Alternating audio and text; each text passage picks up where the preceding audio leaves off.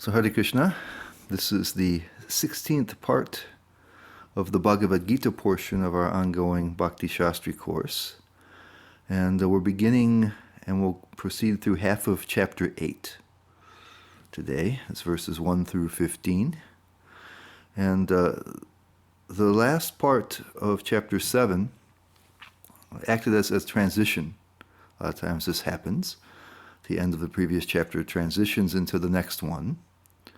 And we'll notice these certain terms that were mentioned in 729 and 730, the final two verses of chapter 7.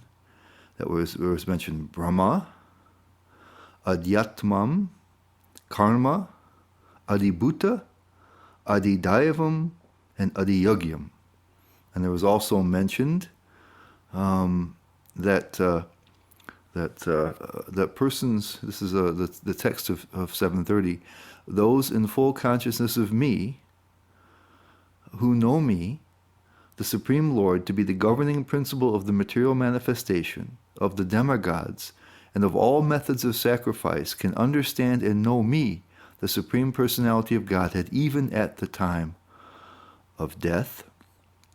And in the purport to that 730, Prabhupada says, those who are engaged in worshiping the form or archa of the Lord, who are engaged in meditation on the Lord simply for liberation from material bondage, also know, by the grace of the Lord, the purports of Brahman, Adibhuta, etc., as explained by the Lord in the next chapter. Okay. So I saved little screenshots of those last two verses, and you can see, if you can view the PowerPoint, you'll see it says, Jara Marana Mokshaya Mam Ashrita Yatantiye Te Brahma Yadvadu Kritsnam Adhyatmam Karma Chakilam. And Prabhupada gives a translation of this that's a very sweet and bhakti-centered one.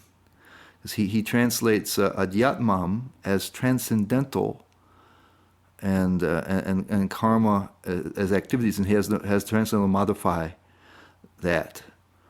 And so he says, intelligent persons who are endeavoring for liberation from old age and death take refuge in me in devotional service.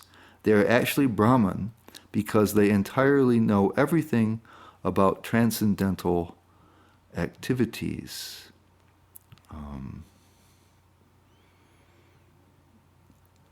So there he has Adhyatmam as being transcendental rather than being the self, and he has it modifying karma. So he says those who know about this particular. Otherwise, some other more literal translations just say that these persons who are endeavoring for liberation from old age and death and are taking refuge in him know these other items. They know Brahman. They know Adhyatman, the self, and they know karma. And that's part of their qualification for attaining liberation. But here Prabhupada makes this, it's really sweet though, because this notion of transcendental activity is something that's so core to devotional service. So Sanskrit is like that. You can find different meanings in some of the verses, and it's considered that when the acharyas find different meanings, that they're all legitimate. Like that. So it was, Krishna is so intelligent, he can embed different meanings in the verses. And then in text 30 from chapter 7, Sadibhutadi Daivam Mam Sadiyagyam Chayevaduhu Payanakale Pichamam Tevadur Yukta Chetasaha. So those who are Yukta Chetasaha, fully conscious or their mind fixed on Krishna, they also understand, it says here, the governing principle of the material manifestations, Adibhuta. It says Sa Adibhuta means the governing principle, Prabhupada says. This is also Vishnu Chakravarti Thakur says they understand Krishna's relationship with these things, because that was a part of what we discussed in chapter 7. Krishna explains so many of his powers, how he's the source of everything, and he supports everything, and he's very clear about that, how he's controlling everything. And so it says, those in full consciousness of me who know me, the Supreme Lord to be the governing principle of the material manifestation, that's Adibhuta, of the demigods, Adidaivam, and all methods of sacrifice, Adiyogyam, can understand and know me, the personality of Godhead, even at the time of death. And the understanding implied here, of course, since they're seeking liberation, if they can do that, they will attain their goals of liberation. We mentioned last time that this was a third type of mixed bhakta, or a different flavor of some of those who have desires. They worship the Lord for desire. In this case, they're desiring liberation. And as you can see from, and it was mentioned by Baldev Vibhushan that these were yogis. So it's bhakti mixed with yoga. And they're seeking liberation, and they understand these various items that we mentioned. So Arjuna's curiosity is going to be piqued by this. And so that's what begins chapter 8. And so he'll ask about all the various things that those yogis understand. So Prabhupada gave that one kind of bhakti translation, but in the purport that we read, it says, there are those who are engaged in meditation on the Lord simply for liberation from material bondage, also know by the grace of the Lord the purports of Brahman Adibhuta. So he acknowledges the kind of literal translation, but Srila Prabhupada, as we'll hear again in this chapter, understands that bhakti yoga is what Krishna is really teaching, and it's the only thing practical. So he doesn't miss an opportunity to try to turn our attention towards Krishna in oftentimes in pure bhakti. He knows that's the only option that we have, and so that kind of a translation is really treasured by those who practice bhakti. But for the flow of the chapters, the more literal translation is more clear how it's transitioning. So in the first verse of chapter 8, and first and second verse, Arjuna asks the various questions. He says, what is Brahman? What is Adhyatmam? What is karma? Kim tad Brahma, Kim Adhyatmam, Kim karma? Purushottama is asking Krishna, who he's addressing as the best of all persons. And he says, what's Adibhutam? And what's Adidaivam? And he says he wants to know all these things. And so Prabhupada's translation is, Arjuna inquired, O my Lord, O Supreme Person, what is Brahman? What is the Self? Adhyatmam. And so notice Prabhupada uses the Adhyatmam as he calls it the Self here, where in the previous translation he used a different sense of the word transcendental to get the Bhakti translation of 728. What are fruit of activities? Karma also. And he says fruit of activities here for the karma rather than transcendental ones. What is this material manifestation? Adibhuta. What are the demigods? Adideva. Please explain this to me. Okay.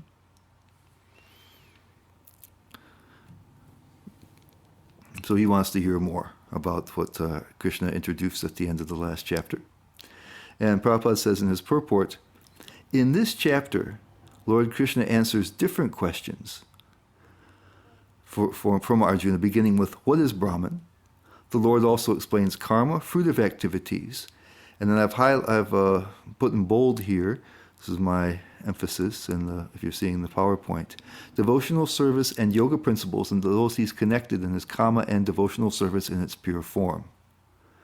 So the devotional service and yoga principles, this is bhakti mixed with yoga.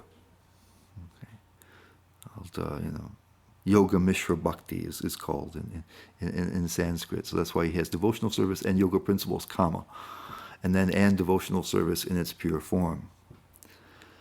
So he says, in the Srimad Bhagavatam, in the second canto, he calls them, I think, mystic bhakti yogis, these people. And he says, the Srimad Bhagavatam explains that the supreme absolute truth is known as Brahman, Paramatma, and Bhagavan. In addition, the living entity, the individual soul, is also called Brahman. And Prabhupada is always careful. He knows the prevalence of impersonal philosophy. And so here he's going to translate, and that's the intent of Krishna, to talk about the individual soul as Brahman. But he doesn't want people to be confused that makes the individual soul on the level of God, who also is sometimes called Brahman. So he's acknowledging that sometimes the Supreme is known as Brahman, but he says, in addition, the living entity, the individual soul, is also called Brahman. So the meaning here is not intended to confuse anybody or make anybody think that the living entity, the small individual soul, is in any way equal to the Lord, as people are sometimes want to think. Arjuna also inquires about Atma, which refers to the body, soul, and mind. So Atma is a word like that. It means self. So depending upon your reference point, it can mean various things. So this is why he's asking about that. Krishna has talked about the soul, and we heard so much about it in chapter 2. But it says here that he wants to know, what sense this Adhyatman is being used in this case. And Prabhupada says, according to the Vedic dictionary, Atma refers to the mind, soul, body, and senses also. Things that we consider to be ourselves. So we've seen it used in different ways in the Bhagavad Gita so far as well. That's why Arjuna is particularly asking about that. And then in 8.2, he continues his questioning. Adiyagya katam kotra, so Adiyagya is there. Dehesmin madhusudana prayana kale chakatam gneosi niyatatmabihi. So those are the two things left of the Adiyagya, and this ability to remember the Lord at the time of death. And so this is what Arjuna brings up here. He says, who is the Lord of sacrifice, Adiyagya, and how does he live in the body, O Madhusudana? And how can those engaged in devotional service know you at the time of death? So he finds that very interesting.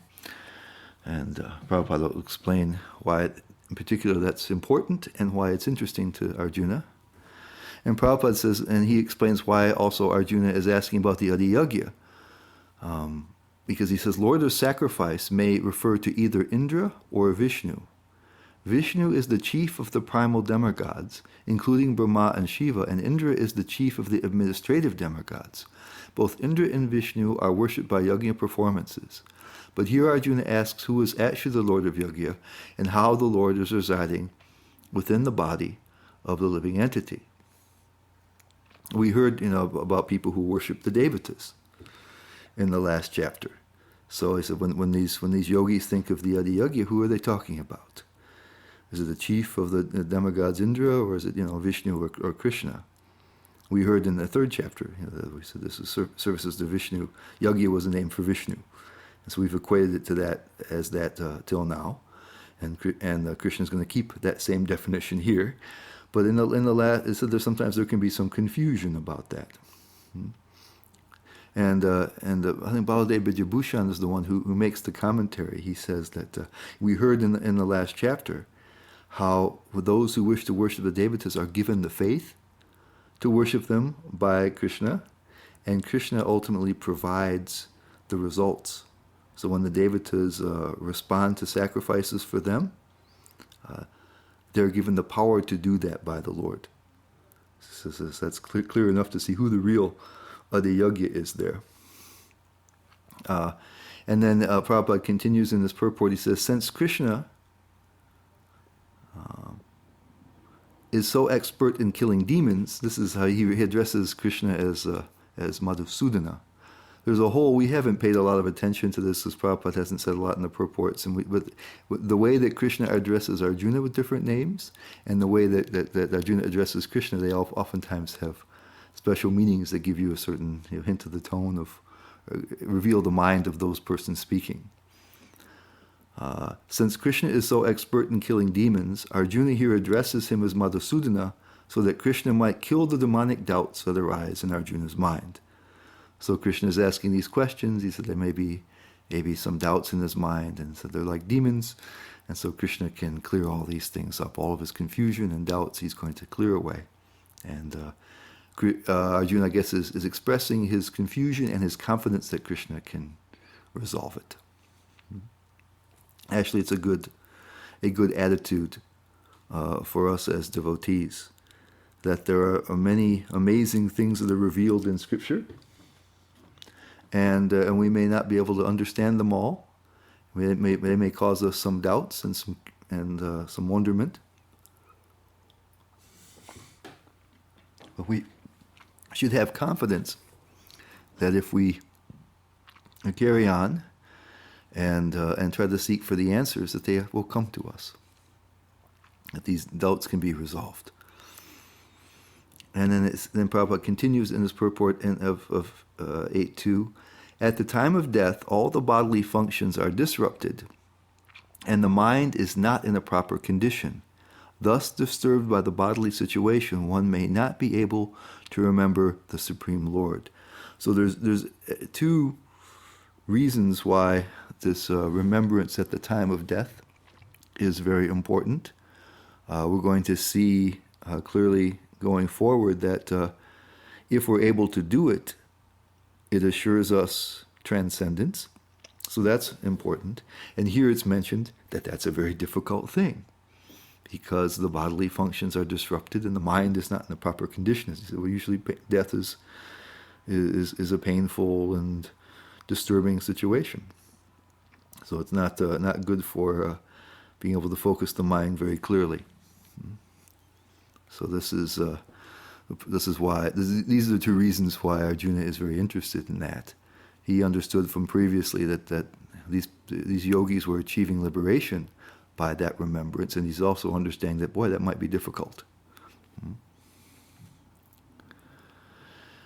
And then Krishna begins his answers in verse 3. It's Sri Bhagavan Uvacha, Aksharam Brahma Paramam Swabhavo Jatmam Uchate Bhuta Bhavod Bhavakaro Visarga Karma Sangitaha. So he says, the Supreme Personality of Godhead said, the indestructible, that's Aksharam. Then we heard about this, the changeless, also sometimes it's called. We heard about this in chapter 2. It's indestructible, transcendental.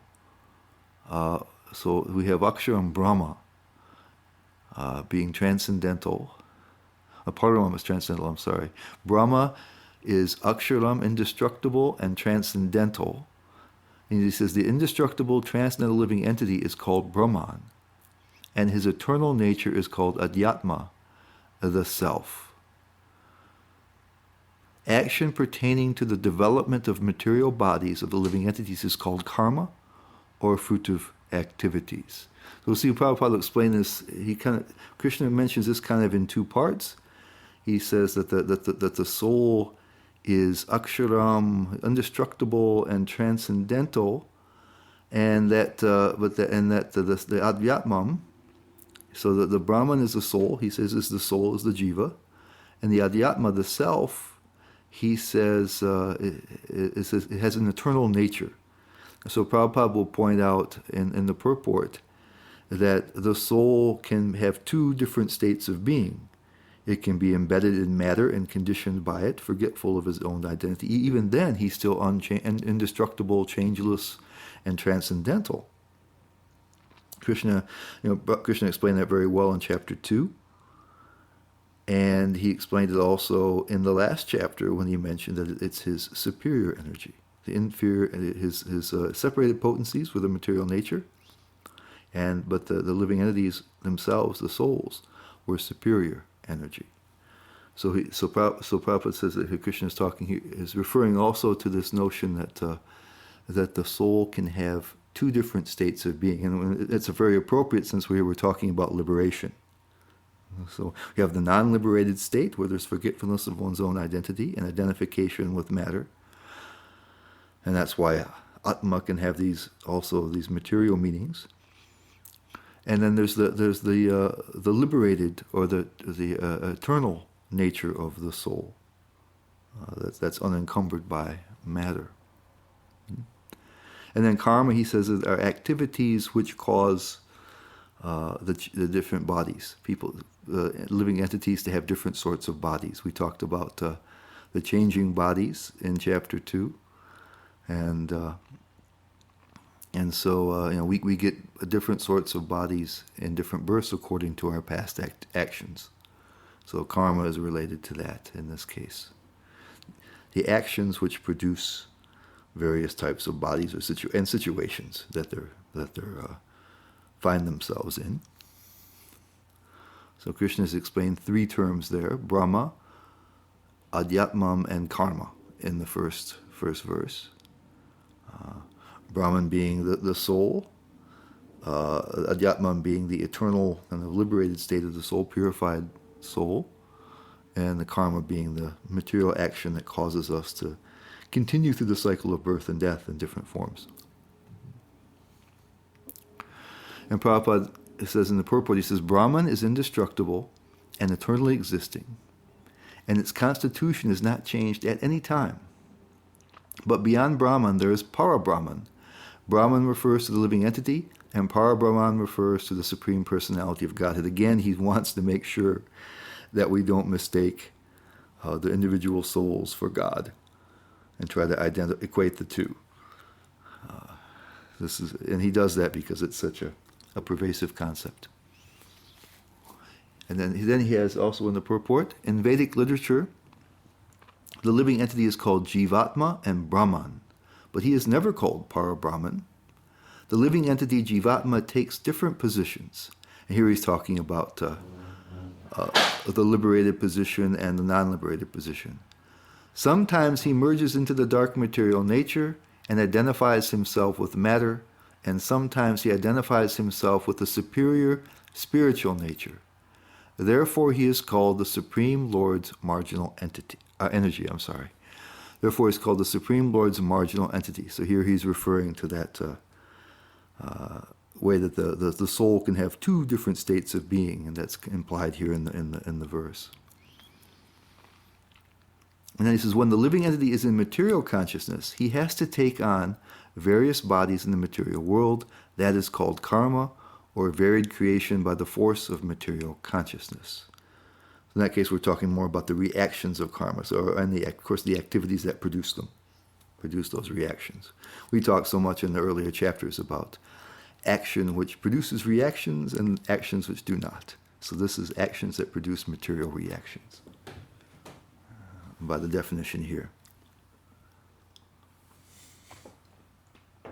These terms are all important for the yogis and also us bhakti yogis in attaining liberation or attaining our eternal nature. Svabhava, as it said in isn't it? Yeah, Svabhava, eternal nature. So these concepts are important. We'll see why. Now the fourth verse, Krishna carries on and begins to answers the other ones, the other three, and then there's three, and let's see, Adibhutam Sharo Bhava Purushas Chadidayavatam.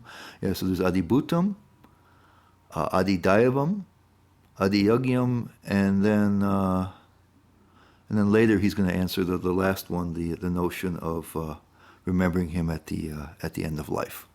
So this one he answers there's the six different definitions that Arjuna was asking about, and then he was asking about how one remembers him. So the first three were answered in the previous verse, another three are answered here. And Prabhupada says, O best of the embodied beings, the physical nature, which is constantly changing, the word here is, we had akshara, not changing, right? Here we have sharo, changing, is called adibhuta, the material manifestation. It means our bodies, it also means the mind, everything material, the world around us, objects around us. When we talk about sometimes the threefold miseries, right? The adibhuta, things that come from the body and mind, miseries that come from the adidayava, that come from adhyatma comes from the body and mind. There's a different sense of adibhuta comes from other living entities, and so the different bodies and other things. And adidayavam comes from the superior forces, such as the devatas. But the bhuta, the bhuta is everything material, and the changing material manifestation. The things that Krishna talked about is his 8 separated material energies. And then he says the universal form. That's how Prabhupada translates it. The person, the Purusha, who in the universe, which he translates as the universal form, including all the demigods like the sun and the moon, is called the Adidaiva. So it's the universal form of the Lord, which includes all the demigods like those of the sun, is called Adidaiva. And I, the Supreme Lord, represented as the super soul in the heart of every embodied being, is called Adiyagya, the Lord of Sacrifice. So now he's defined the other ones. Brahman is the jiva, is the spirit soul. Adhyatmam is the liberated, purified, eternal form, state of that. All right. What was the other third one we had the last time? Mine is not so good here. Karma was the material activities that produce material effects. Then the adibhutam, the material nature, which is temporary. We had this, this is very clearly stated by Krishna in chapter 2 when he begins his notion of the soul. He says there are things which are sat and asat, temporary, and things permanent, and those things are temporary, asat. He said that the sages have analyzed the nature of both.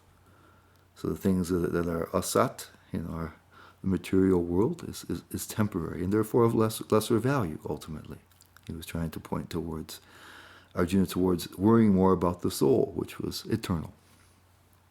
So here he's saying that this adibhutam, but we understood also from the last chapter that this adibhutam, the changing material nature, comes from Krishna. It's his energy, and that's what's really important about. Both of them are important. Both the fact that it's impermanent and the fact that it comes from Krishna are both important for our discussion today. And then Daivam,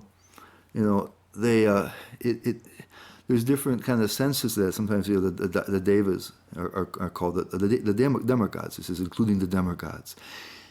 And sometimes Daiva can mean things like fortune, eternal time. The notion is that there's control. And so the material creation is temporary and changing, but it's also coherent, and it's controlled and organized by higher powers.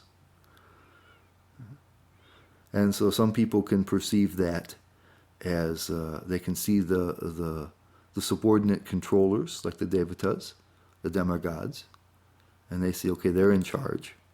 Some of them can see deeper and that there's a power behind that controls even them. And sometimes they can see ultimately the supreme controller, the Lord. But here they're pointing out, Krishna's pointing out that there's called the universal form, which we'll talk about in chapter 11, that the whole cosmic creation can be seen as an organism. A certain integrated and organized organism, and that includes the devatas. So they're not independent of that. They're not independent controllers. So all this the way that the universe is orderly, controlled, regulated, coordinated. This whole sense is given here, and so the highest level of that is this kind of gigantic cosmic organism, the universal form. So when one sees order and structure and coherence and these sort of things, one should understand that there's a reason behind that. It's integrated like an organism, which is a form of the Lord. And then he says that the Lord of all sacrifices is in the heart. And remember, he said that in the heart, he's the one who gives faith to people who want to worship the devatas. He also gives faith to us who want to worship him.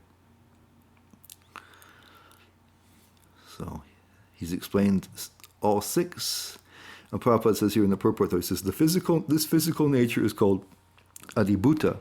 It is created at a certain point and will be annihilated at a certain point. The conception of the universal form of the Supreme Lord, which includes all the demigods and their different planets, is called Adidevata, and present in the body, along with the individual soul, is the Supersoul, a plenary representation of Lord Krishna. The Supersoul is called the Paramatma or Adiyagya and is situated in the heart. The word Eva is particularly important in the context of this verse because by this word the Lord stresses that the Paramatma is not different from us. Like certainly, it's certainly me. So everything that we see here traces back to Krishna. That's one important part of it. But we see that certain things are of higher value than others. And that's also important for this notion of liberation. We'll talk about it more.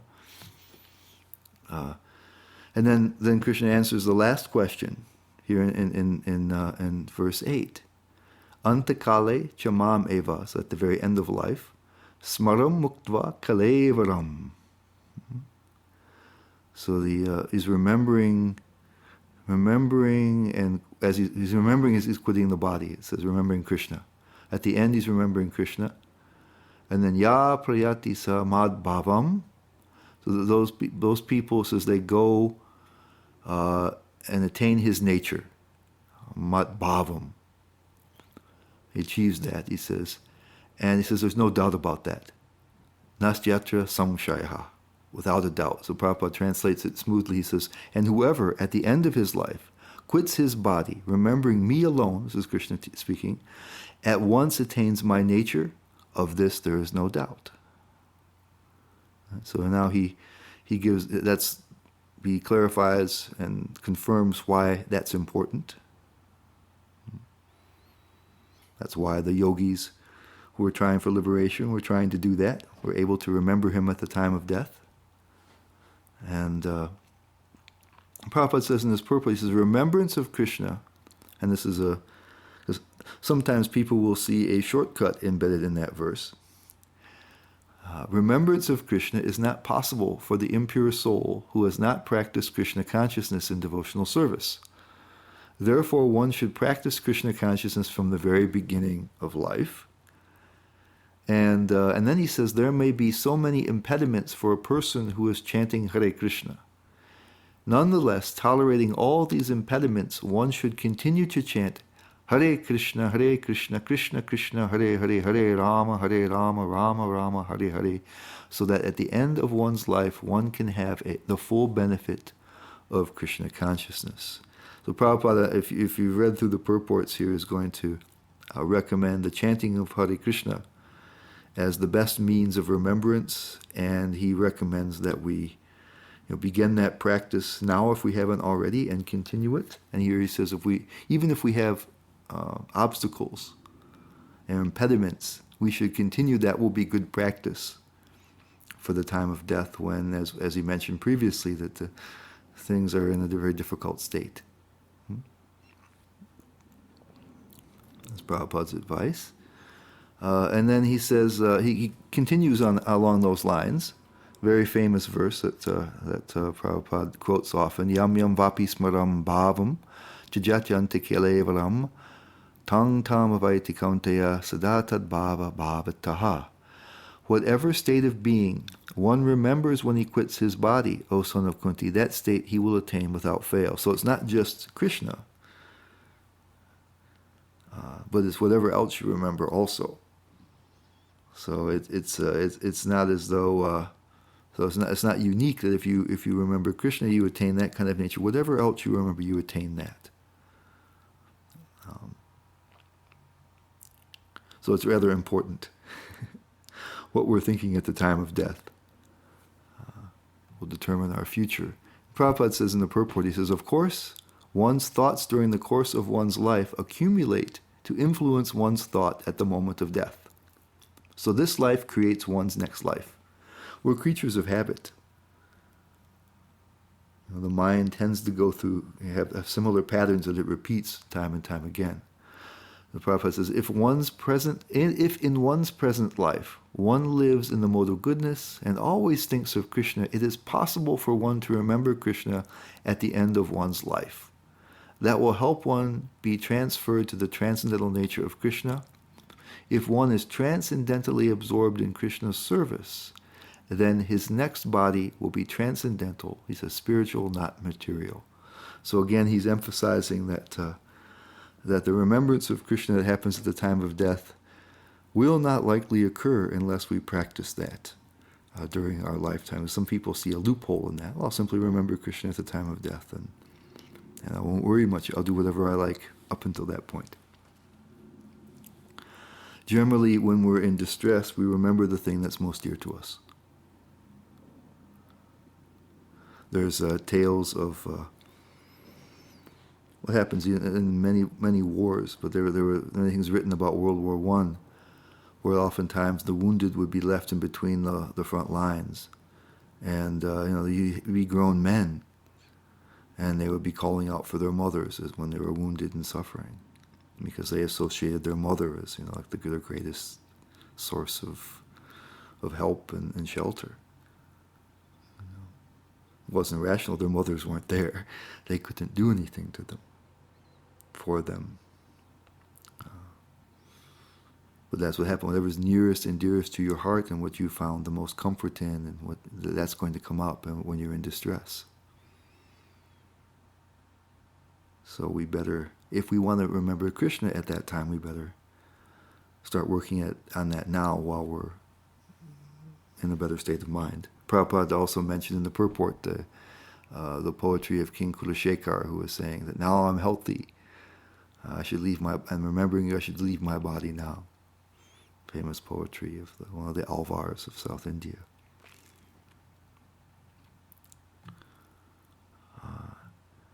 And then Krishna has his conclusion. He says, therefore, tasmat, in verse 7, he says, therefore, Arjuna, you should always think of me in the form of Krishna, and at the same time carry out your prescribed duty of fighting. Yudhya, he says, with your activities dedicated to me and your mind and intelligence fixed on me, you will attain me without a doubt. That's what he says. So he's interested. He's telling him, and Prabhupada mentions here in the purport. He says, Prabhupada says, the instruction to Arjuna is very important for all men engaged in material activities. The Lord does not say that one should give up his prescribed duties or engagements. One can continue them and at the same time think of Krishna by chanting Hare Krishna. This will free one from material contamination and engage the mind and intelligence in Krishna. By chanting Krishna's names, one will be transferred to the supreme planet Krishna Loka without a doubt. So, again, we're going to hear two different topics in this chapter. And Prabhupada already mentioned that. We were going to talk about yoga that's mixed with, the meditational yoga mixed with bhakti and pure bhakti. And of course, in the meditational or the meditational yoga mixed with bhakti, you have to do as we heard in chapter 6. You have to retire from all activities and try to pull the consciousness back from the senses and then try to fix it on the Lord. And but in pure bhakti, that's not required. We're going to hear really that there's three great advantages to pure bhakti. First of all, that it does everything that all the other processes do. So it's sufficient. That it's actually doable in this day and age, where the other ones are not. And third of all, it produces something that's even better than they do. We'll talk about that at the end of the chapter. But here this point here is important for where Krishna is not telling him to sit down and meditate and do as the yogis are doing. He's telling him, go ahead and fight and carry out your activities. And we'll see that by understanding the different, especially the 6 topics, that will help us to be able to, in bhakti, to act in the world while remembering Krishna, while we live and at the end of life. These things are going to be very important. And so he's not. It shows how he's leading Arjuna towards the pure bhakti, and not the yoga mixed with bhakti path here. So let's carry on to verse 8. And here he says, Abhyasa yoga yuktena, so you should engage in the practice of, here he says in the practice of meditation. But it means, and here he doesn't necessarily mean the yogic meditation, but chaitasa, fixing their mind on Krishna completely. So the smooth translation is, he who meditates on me as the Supreme Personality of Godhead, his mind constantly engaged in remembering me, undeviated from the path, he, O Partha, is sure to reach me. So again, Krishna is also pointing out that that it doesn't happen at the end of life without practice, that it takes this abhyasa, this practice of yoga, or this practice. And Prabhupada says here in the purport, he mentions that. He says, yoga practice is meditation on the Supreme Supersoul within. Similarly, by chanting Hare Krishna, one fixes his mind always on the Supreme Lord. The mind is fickle, and therefore it is necessary to engage the mind by force to think of Krishna. So that's the practice part. So here Prabhupada says, somehow or other we fix the mind, we fix the consciousness on Krishna. It doesn't necessarily have to mean the mystic yoga, the meditational yoga, but we can do it in bhakti. And we've been given the means already. And we'll see actually that this is what Krishna recommends. We'll keep seeing how, instead of having to pull the attention away from the senses, we see the material world and everything in a different way. We see Krishna in everything. We see that Krishna is the controlling principle of everything, the universal form. We see that the material nature, although less important, is still his energy. We already heard last time that the individual soul, the jiva, is his energy. He says all these things, both the material nature and the superior jivas, they're mine. He mentioned that last time. If, in all the processes of sacrifice or worship, he's the one he gives the faith for it, he gives the results for it. It's him. He said previously, he mentioned that everybody follows his path in all respects. So he's giving us, and also there's a notion of relative importance. The temporary material nature is not so important. The material activities is not so important. Even the universal form is not so important. The eternal things, and the adibhuta, the more important thing is things like the yagya, the soul. These things are the important ones. Krishna himself. So we're trying to practice bhakti in order to get closer to Krishna. But even if we're using our senses, we can see how things are related. Where Prabhupada mentioned before, when he translated, where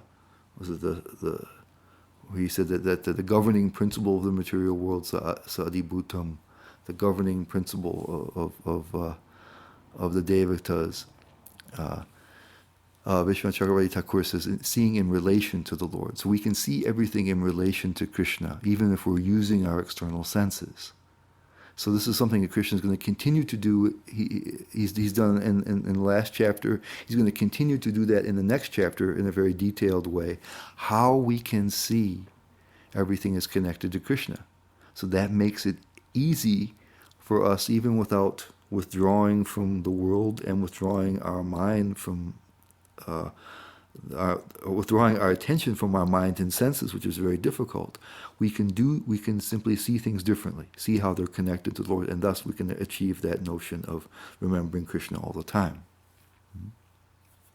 And we also see what is the most important thing. Okay. And that's coming up here in this next verse. Verse 9. One should meditate upon the Supreme Person.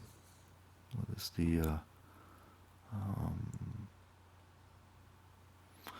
as the one who knows everything as he who is the oldest, who is the controller, who is smaller than the smallest, who is the maintainer of everything, who is beyond all material conception, who is inconceivable, and who is always a person. There's a form. He is luminous like the sun. There's a rupam aditya varnam, a form who's luminous like the sun, and he is transcendental beyond this material nature. This is all darkness, tamasa, in the word for word. So here, they're talking about Krishna directly, at least the personal form of Krishna.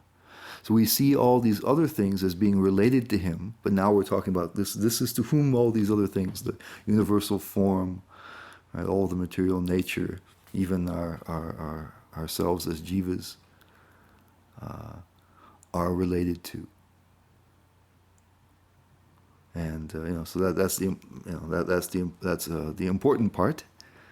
That's where the real value is. And he's described in various ways. He's Kavem, he knows everything. Puranam, he's the oldest, right? He's the source of everything. So he's the Anushashataram, the controller of everything. Smaller than the atom. And he's the maintainer of everything. He talked about how everything rests upon him like pearls on a thread. He's achintya, inconceivable. We talked about that so much in the Isha Upanishad. How he walks and doesn't walk, how he's near and far, he's inside and outside. So this should be pretty familiar to us, this description here, and how normal logic doesn't apply. Because of his absolute uniqueness, I qualified it because these days we use unique, it just means it's kind of rare. Unique means, only one. So he's unique. But I guess in this day and age, you have to almost qualify it to be understood. Absolutely unique. It's redundant, but it's maybe necessary in this day and age.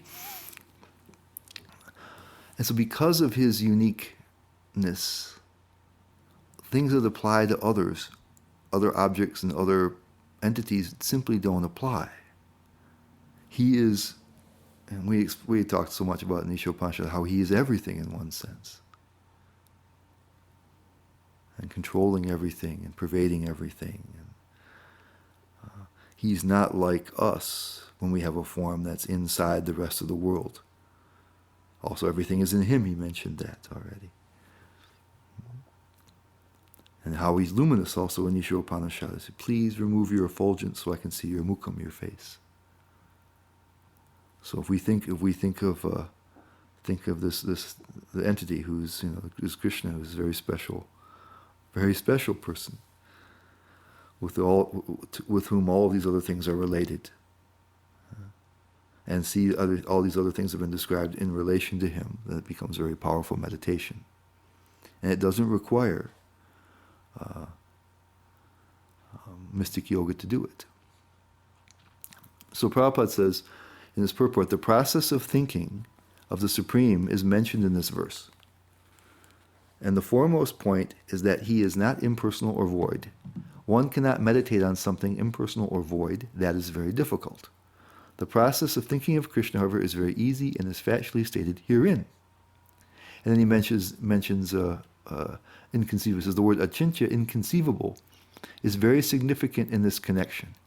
God's energy is beyond our conception, beyond our thinking jurisdiction, and is therefore called inconceivable achintya. Who can argue this point? He pervades this material world and yet is beyond it. We cannot comprehend even this material world, which is insignificant compared to the spiritual world, so how can we comprehend what is beyond?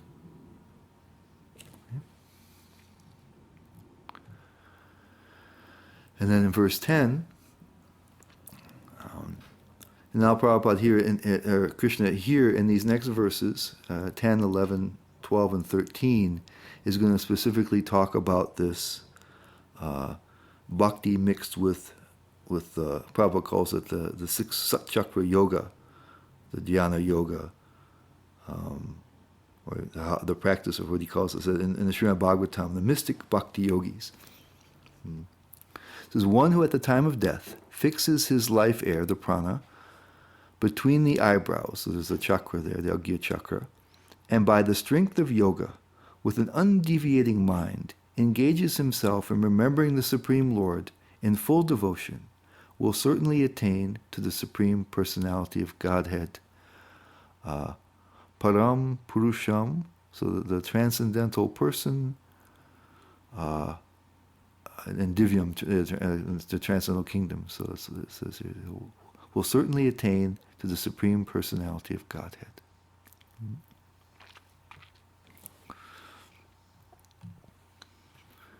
And Prabhupada says, the particular use of the word yoga bhalena is significant in this verse, because without practice of yoga, whether chakra yoga or bhakti yoga, one cannot come to this transcendental state of being at the time of death. So again, Prabhupada's mentioning and Krishna's mentioning that in order for us to do that, to remember him at the time of death, we have to begin to practice. We can't wait and hope we'll do it. And in this verse it is clearly stated that at the time of death the mind must be fixed in devotion to the Supreme Personality of Godhead. For those practiced in yoga, it is recommended that they raise the life force between the eyebrows, he says, to the Agya chakra. The practice of Shat chakra yoga, involving meditation on the 6 chakras, is suggested here. A pure devotee does not practice such yoga, but because he is always engaged in Krishna consciousness, at death he can remember the Supreme Personality of Godhead by his grace. This is explained in verse 14. So, these 6 chapters, 7 through 12, are talking about bhakti. But they're talking also here, especially in chapter 7 and here in 8, about different varieties of bhakti. We're going to hear about pure bhakti, and Prabhupada talked about it also in the last chapter, that the persons with mixed bhakti are able to come to pure bhakti through the association of devotees. And then here we're talking now about this yoga, bhakti mixed with yoga. And then we'll talk about, starting 14 and 15, we'll talk also about pure bhakti or kevala bhakti, uttama bhakti, there's different terms for it. And we'll talk a little bit about the definition of that and what happened. We talked the last time about what happens to the other persons who practice the mixed types of bhakti. And we'll see at the end, Krishna mentions how the pure bhakti produces the highest perfection. Okay? And so 14 is where it describes this pure bhakti. Prabhupada mentions in the purport. Text 11 says, persons who are learned in the Vedas, who utter Omkara, and who are great sages in the renounced order enter into Brahman. Desiring such perfection, one practices celibacy. I shall now briefly explain to you this process by which one may attain salvation. So he gives in a couple of verses, he's going to explain further. And Prabhupada says, Lord Sri Krishna has recommended to Arjuna the practice of Shat Chakra Yoga, in which one places the air of life between the eyebrows. Taking it for granted that Arjuna might not know how to practice Shat Chakra Yoga, the Lord explains the process in the following verses.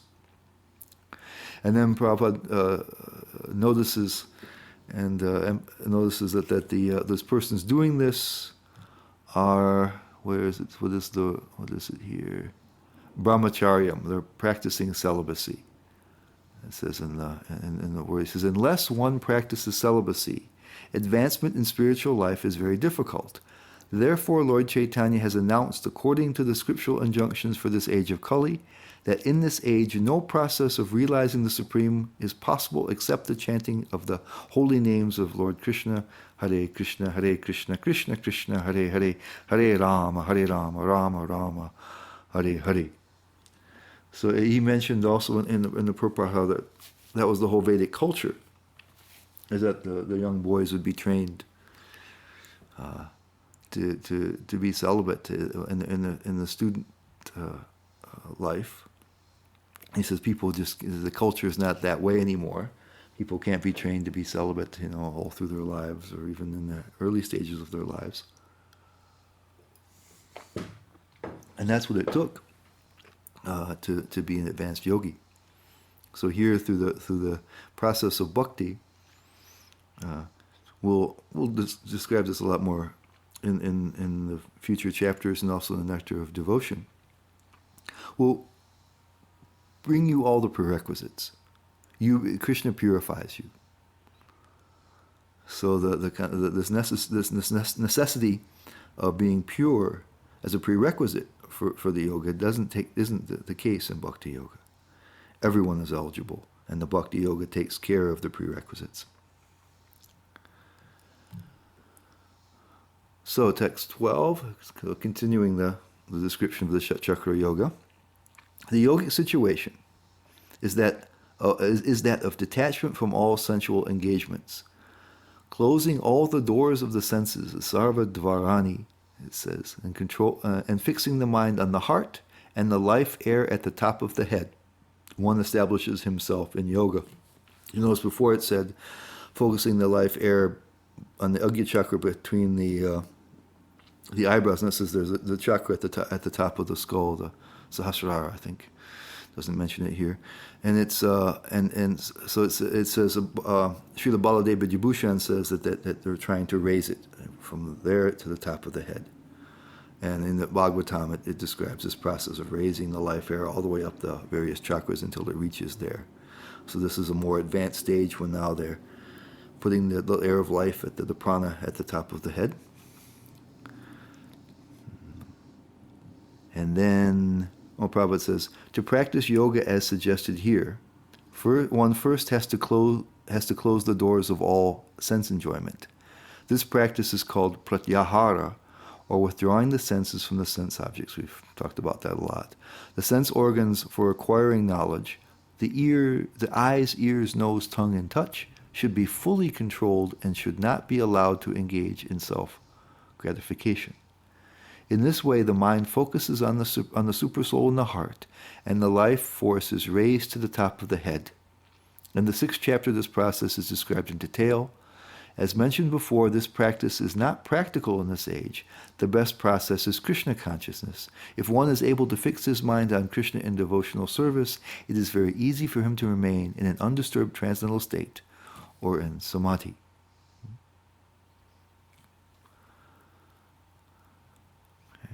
So again, a plug for pure devotion.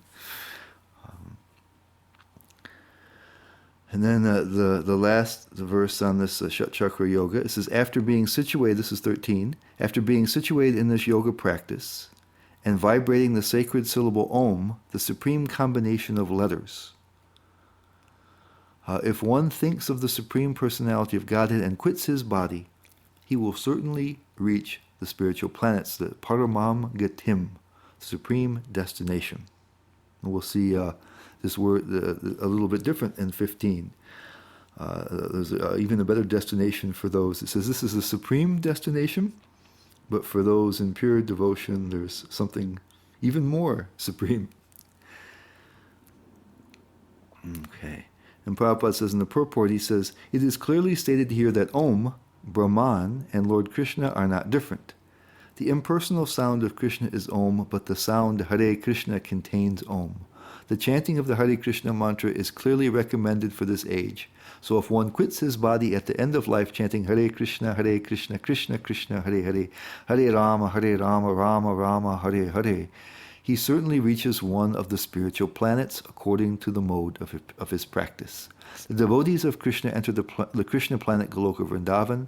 For the personalists, there are also innumerable other planets known as Vaikuntha planets in the spiritual sky, whereas the impersonalists remain in the Brahma Jyotir. So again, when I read the purport, I get this vision of Prabhupada being concerned about people chanting Om and trying to meditate, and thinking that that's the best thing they can do. And so, Prabhupada is very eager, and because he wants the best for everybody, to direct people toward the process that's practical. People may want to envision themselves as great yogis, but they don't have celibacy. They don't have the capability of controlling the mind and senses to withdraw the attention from it.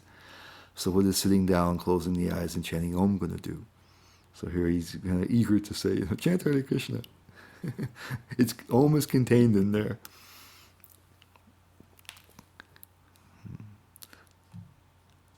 And then 14. Now we're going to come to the point of the pure bhakti, no longer mixed with yoga.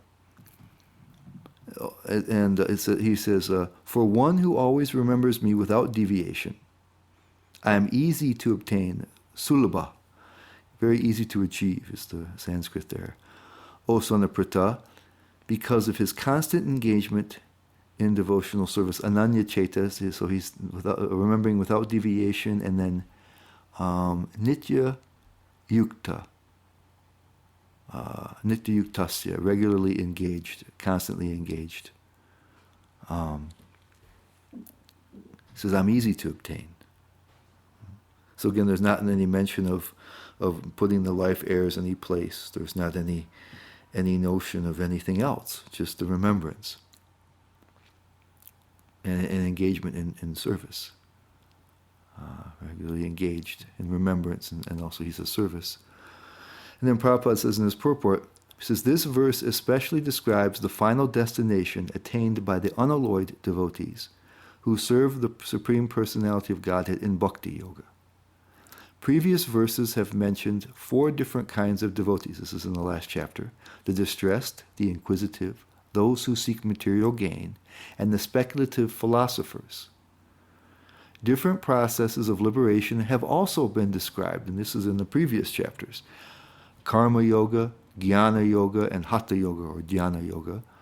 The principles of these yoga systems have some bhakti added. We mentioned that when we were discussing the yoga ladder, that there's always has to be some bhakti in there in order for them to succeed. But this verse particularly mentions pure bhakti yoga without any mixture of jnana, karma, or hatha. As indicated by the word ananya cheta, in pure bhakti yoga the devotee desires nothing but Krishna. So there's different methods here. In the first 6 chapters, there was talk about the different yogas that Prabhupada mentioned: karma yoga, jnana yoga, hatha yoga, or it said dhyana yoga, same thing.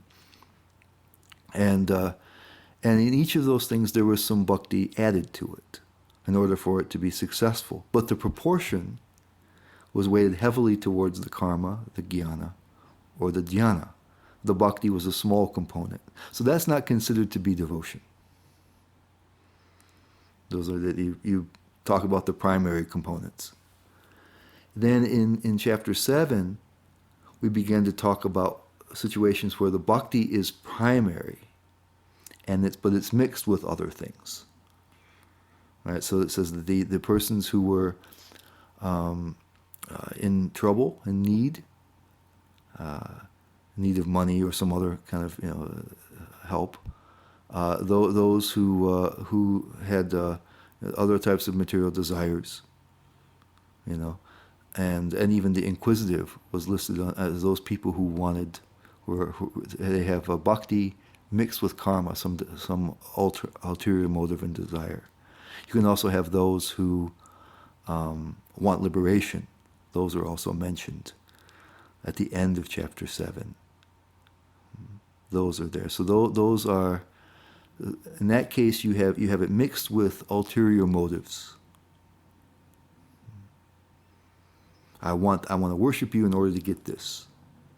But it's assumed, therefore, that if you just simply wanted liberation, or you simply wanted the material thing, if that was your only purpose, then you would just practice karma or jnana, or this dhyana, and with a little bit of bhakti involved. Somehow or other, if there's a greater attachment to the Lord, where the bhakti becomes prominent, but there's still a desire for those things, then it becomes mixed bhakti instead of these other types of yogas. And that actually has great power. We mentioned the destinations of those people. That people, because of the bhakti, so Krishna appreciates them. He reciprocates with them. He purifies them. And they can even reach the spiritual world. We talked about last week how somebody with the karma mishra bhakti, they can end up on a planet with the Lord, Salokya. It's called Salokya, the same planet. And usually it will be in the Vaikuntha planets. Prabhupada mentioned there's the Goloka Vrindavan and there's the Vaikuntha planets. So they'd be on the same planet as the Lord. They wouldn't have a close relationship with him. They would be kind of just the members of the Lord's kingdom in the spiritual world. And then Vishwanath Chakravarti Thakur talked about those who, and the same thing for those who are seeking liberation. But Vishwanath Chakravarti Thakur also talked about a different situation where there's no material desires, not even for liberation, not for any kind of material thing, but still the person is attached to the process. So Vishwanath Chakravarti Thakur's understanding of the jnani, the jnani of the four Sukratas that come and surrender to Krishna, is that person had no desire for either for material things or for liberation. That's why he was so favored by Krishna. Prabhupada seems to indicate that he wanted liberation. So there's the different acharyas talk a little bit differently, but in any case, whatever might be the situation of that particular jnani, there is the possibility of there being persons who don't have any material or even liberational aspirations from the service, but who are attached to their process. They're still attached to yoga. They're still attached to jnana. They're still attached to karma in some way. The bhakti is predominant. There's a slight mixture of that, but even though they don't have desires, they attach to that process. So we'll see in the nectar of devotion that the first line of the definition of pure devotion is anya balashita shunyam, free from any kind of ulterior motives or desires. So that can be fulfilled by those sorts of folks. And then jnana karma dhyanavritam, jnana and karma and other such things, not covering the bhakti. So it seems that that's the line that catches these people, the persons who don't have any, the jnanis or the yogis, or even the karma yogis, who don't have any desires for material things or even for liberation, but they still have a certain faith in that process. And at least for the jnani, Vishwanath Chakravarti Thakur indicated that they attain called Shantarasa, Shantarati he calls it, and that's described various places in the Nectar of Devotion and also in the Chaitanya Charitamrita. How it mentions that it's a little bit, it's closer to the Lord than the persons who are just salokya, who kind of are just kind of the people of the Lord's kingdom there in Vaikuntha. They're always thinking about the Lord, but there's an emphasis on Brahman, there's an emphasis on Paramatma, and there's not a notion of service. They're in just adoration, passive adoration. And so it's not considered to be, most times, it's not considered to be a very high level of rasa.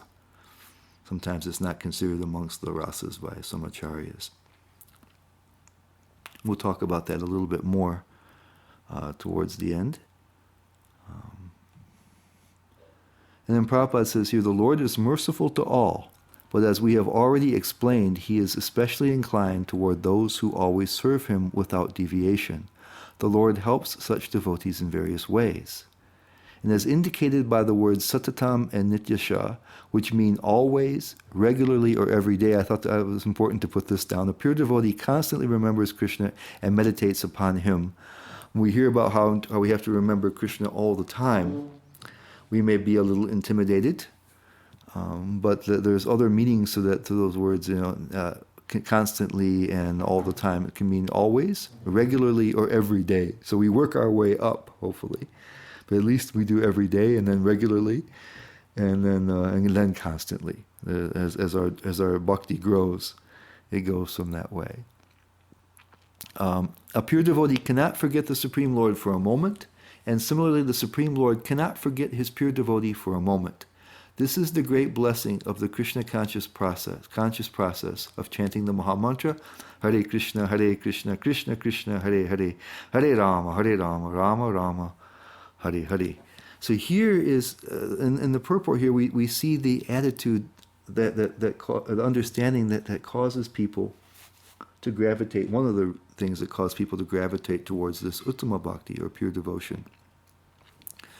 Somebody who has all this understanding and devotion towards the Lord, but they have some separate faith yet in their process, even if they don't have any other ulterior motives, if they pass the Anyabilashta Shunyam test, they still have some faith in another process.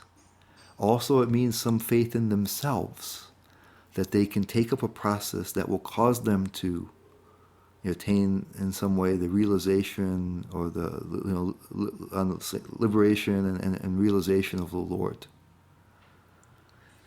Whereas the pure devotees, they understand that everything is based upon the Lord's kindness. Prabhupada says that the Lord is merciful to all. So we already have the Lord's mercy. It's not something that we can earn. It's not something that we can deserve. It's called causeless mercy. That's why we call it causeless mercy. It cannot be caused. It just happens to be there. It's Krishna's nature. That he loves everybody. He's concerned with everybody. The only reason our relationship isn't active is because we've decided to break off the relationship. And so by performing bhakti, by trying to remember him and serve him, we're indicating our inclination to revive the relationship, which is already present on his side. And then Krishna responds to that, even in greater proportion to our desire. Oftentimes people say that Krishna, you take one step toward Krishna and Krishna takes 100 towards you. He's even more, Prabhupada says one place that he's more eager for us to attain Krishna consciousness than we can be, than we're capable of being eager. So it's already there. Krishna's mercy, Krishna's love, Krishna's kindness towards us. He already has a relationship with us, at least as far as he's concerned. It's only up to us then to reciprocate and to show a mutual interest in that. And so the pure devotees, they don't have any faith in any other process. They don't have any faith in their own strength or their own abilities, their own knowledge. They have what they have faith in is Krishna's kindness and his love. And as imperfectly as we may be able to do it, we try to show some affection for him, some regard for him, some love for him, and begin to reciprocate that once we realize Krishna's position. He already said before he's the well-wishing friend of all living entities. He'll say more, but that's what he said already. So if we realize that, we don't need any kind of other yoga. We don't need to become great knowers. We don't have to become great renunciants. We don't have to become great meditators. We simply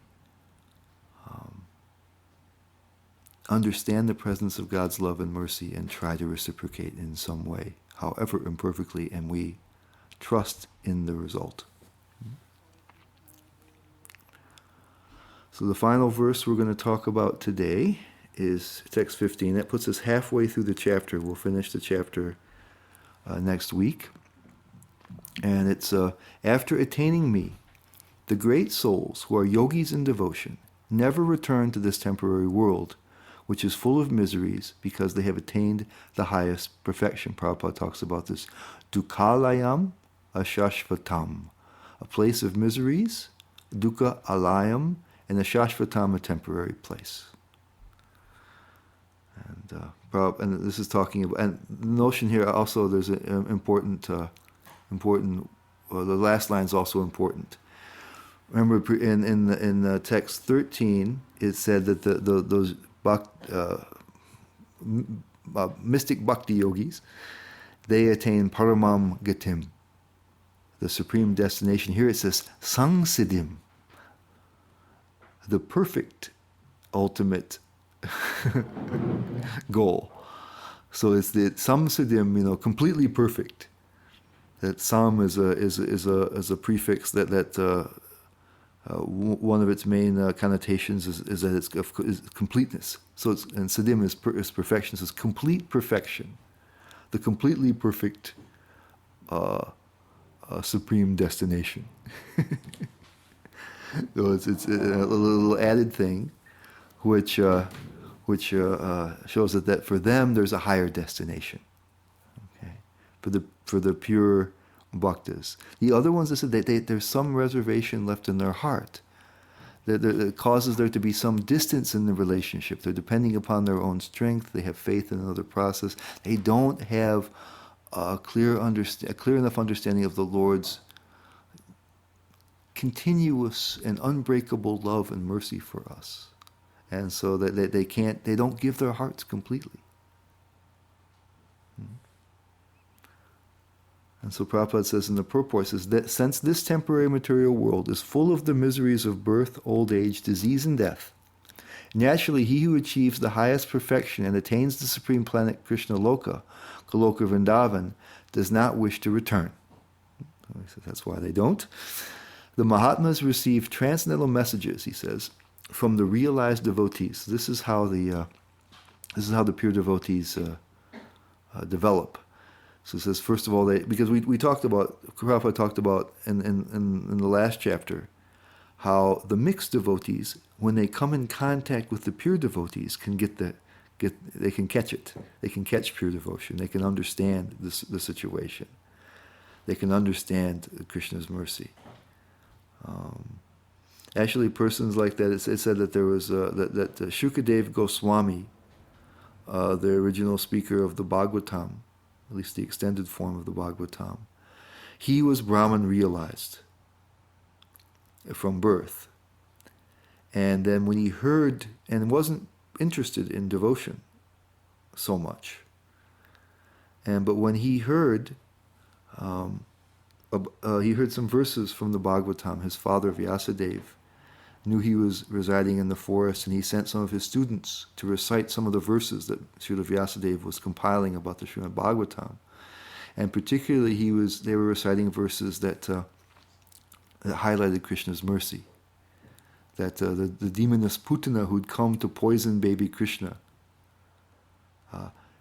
by smearing her breast with poison, so that when Krishna would suckle her breast, that he would be poisoned and die. And of course, being the Supreme Personality of Godhead, poison doesn't have any effect. And he killed her by sucking her life air out, but he also took some milk. And so he accepted her as a mother. And so there's a beautiful verse in the 10th canto that talks about that, how Krishna is so merciful. And so when Shukadev Goswami heard that, then he became a pure devotee. He changed his understanding. He realized he knew who Krishna was before that. Even Krishna had spoken to him while he was in the womb. But he didn't have that understanding of Krishna's sweet nature and of his mercy and how wonderful he was. When he got that changed his whole outlook in life. And so that's what happens. People get the association of pure devotees. They can then overcome any misgivings that they have and give their whole heart. So he says, the Mahatmas receive transcendental messages from the realized devotees, and thus gradually develop devotional service in Krishna consciousness and become so absorbed in transcendental service that they no longer desire elevation to any of the material planets, nor do they even want to be transferred to any spiritual planet. And then I highlighted this, if you can see the PowerPoint. They only want Krishna and Krishna's association and nothing else. That is the highest perfection of life. So persons like that, who are performing pure bhakti, they can enter into relationships with the Lord, not just passive adoration. But they can, and Prabhupada, if you notice in the previous purport, he lists those. He mentions Shanta, the peaceful one that Vishwanath Chakrabarti Thakur says are attained by persons. And in other places it says they're attained by persons like the four Kumaras or the Yogindras. At least, but he mentions that. But then he says that there's servitorship, dasya ras, friendship, sakya ras, parenthood, as the person feels as a parent of Krishna, acts like a parent, vatsalya ras, and then the romantic conjugal rasa, a madhurya ras. There seems to be, as far as I can understand, because Vishwanath Chakrabarti and Prabhupada indicated there that all those relationships happen with pure devotees. And then, but Vishwanath Chakrabarti Thakur and also other places, they list these kind of mixed devotees, especially those that they don't have any desires, but they still have attachment to a particular practice. Like the Kumaras, they're living in the higher planetary systems, and they're generally meditating on the Lord within the heart. They're attached to that process. They even encounter a pure bhakta. It says in the Brihat Bhagavatamritam, and they advise them simply to meditate within. So they're a little attached to their meditational process yet. They're not pure bhaktas. And so I was looking to try to resolve that situation, because it's mentioned also that there are Shanta Rasa devotees in Goloka Vrindavan, which is only attained by pure devotees. So it says that Krishna's flute, his stick, the cows, the river Yamuna, the trees and such things in Vrindavan are in the mood of Shantaras. So they're not very active, but it seems that those are pure devotees. But you'll notice that they have a desire to serve. That there's many descriptions of that, how all the different paraphernalia of Krishna are happy when Krishna uses them in service. There's even the story when in the Damodar Leela, when Mother Yashoda was busy churning butter, and she had milk on the stove and it boiled over, and some of the acharyas say that the milk was thinking that Krishna wasn't going to drink it, and jumped out of the pan in an act of suicide. So in Vrindavan, even the inanimate objects are wanting to be used in Krishna's service. Even if they can't act so much in service, they can be of service. So it's a little bit different. Where on the other levels, where maybe the mixed bhaktas attain in the Vaikuntha planets, or even in the upper planetary system here in the material world, in the planets of the sages, they're more in passive adoration. So it's a little bit higher form of Shantaras in the spiritual world, or in the Goloka Vrindavan. Whereas these other persons attain something a little different from that. That's the best thing I can understand. Because as Prabhupada explains also in the Nectar of Devotion, that the Kumaras and the Yogindras, who are not necessarily pure, are examples of Shantaras. And that's why sometimes the acharyas, they say, the Shantaras is kind of lower. Even the Chaitanya Charitamrita says there's no relationship. There's just passive adoration. It's not taken very highly. But when it's there in Goloka Vrindavan, it's a little bit different case. So here it says that samsiddhim paramagatim, that special, super special, perfect destination, happens with persons who want the Lord's association. So unlike the people who just have salokya, who live as nice, peaceful members of the Lord's kingdom, or those with passive adoration, these are the different types of mixed devotees. They can attain the Lord's personal association and a really close relationship of some kind, as a direct servant, or sometimes indirect, but they're acting in service. They're acting out of friendship. They're acting as a parent, or they're acting as a love, as a romantic interest, a wife or husband, or wife or a sometimes in Vrindavan it's a paramour. So this is what. So the pure devotion, it has those three advantages. It accomplishes everything else does. So there's nothing lacking in it. Right? It's performable in this day and age, where the other ones really are not. We've seen that again and again and again. It's very difficult to take up those other paths. We discussed the reasons, and then now that it produces something even better. Samsudim paramagatim, instead of even paramagatim. The most perfect, ultimate destination. So next time we'll finish chapter 8, and then we'll be getting into more and more discussions in chapter 9, specifically about this pure devotion. So yeah, next week we'll go through 16 through 30, and that will finish up chapter 8, and then we'll carry on with chapter 9 after that. So, Hare Krishna, thank you very much.